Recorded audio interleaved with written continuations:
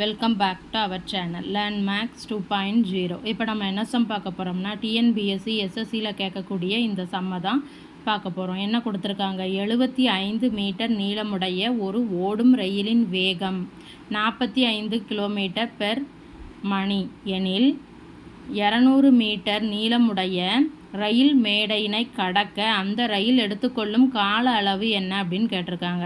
அதாவது ஒரு ரயிலின் நீளம் எவ்வளோ கொடுத்துருக்காங்க, 75 மீட்டர்.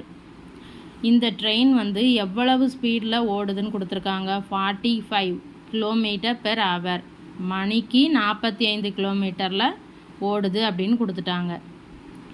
அதுக்கப்புறம் வேறு என்னென்ன கொடுத்துருக்காங்க, அந்த ரயில் மேடையின் நீளம் எவ்வளோ கொடுத்துருக்காங்க, 200 மீட்டர். ஸோ இப்போ ரயிலின் நீளமும் மீட்டரில் இருக்குது, அந்த ரயில் மேடை அதனுடைய நீளமும் மீட்டரில் இருக்கனால நான் என்ன பண்ண போகிறோம்னா இந்த வேகம் ஸ்பீடு இருக்குல்ல, எதில் கொடுத்துருக்காங்க, கிலோமீட்டர் பெர் மணியில் கொடுத்துருக்காங்க. அதை நான் மீட்டர் பெர் செகண்டாக மாற்ற போகிறேன். அதுக்கு என்ன பண்ணணும்னா இதோட 5/18 மல்டிப்ளை பண்ணால் மீட்டர் பெர் செகண்டாக மாறிடும். ஸோ இதை நம்ம அடிக்கலாமா, 15 இது 6ன்னு வரும்,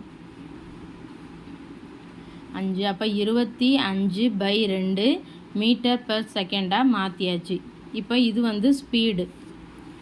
வேறு என்ன கொடுத்துருக்காங்க, ரயில் மேடையின் நீளம் கொடுத்துருக்காங்க. என்ன கேட்டிருக்காங்க, அந்த ட்ரெயின் இந்த ரயில் மேடையை கடக்க எடுத்துக்கொள்ளும் கால அளவு என்ன அப்படின்னு கேட்டிருக்காங்க. அப்போ இப்போ நமக்கு வேகத்துக்கு என்ன formula, speed is equal to distance by டைமா.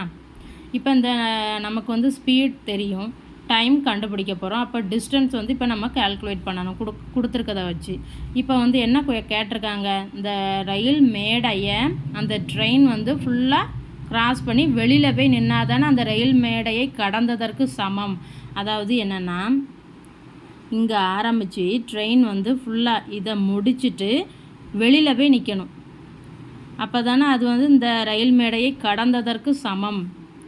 ஸோ அப்போ டோட்டல் டிஸ்டன்ஸ் எவ்வளோ வரும், இது ரயில் மேடை 200 ப்ளஸ் அந்த ட்ரெயின் இதை ஃபுல்லாக கிராஸ் பண்ணிவிட்டு வெளியில் போய் நிற்கணும். அப்போ ப்ளஸ் ஒரு 75. ஏன்னா இது என்னது, ட்ரெயினின் லென்த் ஆஃப் ட்ரெயின் 75. ஸோ அப்போ டோட்டல் டிஸ்டன்ஸ் எவ்வளோ வரும், இஸ் ஈக்குவல் டு 200 ப்ளஸ் 75ன்னு வந்துடுமா, டிவைடட் பை டைம் கண்டுபிடிக்க போகிறோம். ஸ்பீடு என்ன கண்டுபிடிச்சி வச்சுருக்கோம், 25/2 இஸ் ஈக்குவல் டு 275. இந்த ரெண்டுத்தையும் ஆட் பண்ணால் கிடைக்குமா, பை டி. இப்போ இதை நம்ம அடிக்கலாமா, 5 65 வரும், இங்கே 5 வரும், திரும்பவும் அடிக்கலாம் 11. ஸோ அப்போ டைம் இங்கே டிவிஷனில் இருக்கிறது இந்த சைடு வந்தால் மல்டிப்ளை ஆயிரும், இங்கே டிவிஷனில் இருக்கிறது அங்கே போனால் மல்டிப்ளை ஆயிரும்.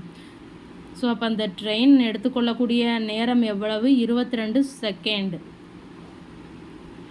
இதுதான் 75 மீட்டர் நீளமுடைய இவ்வளவு ஸ்பீடில் செல்லக்கூடிய அந்த ட்ரெயின் அந்த பிளாட்ஃபார்மை முழுவதுமாக கிராஸ் பண்ணுறதுக்கு எடுத்துக்கொள்ளக்கூடிய நேரம்.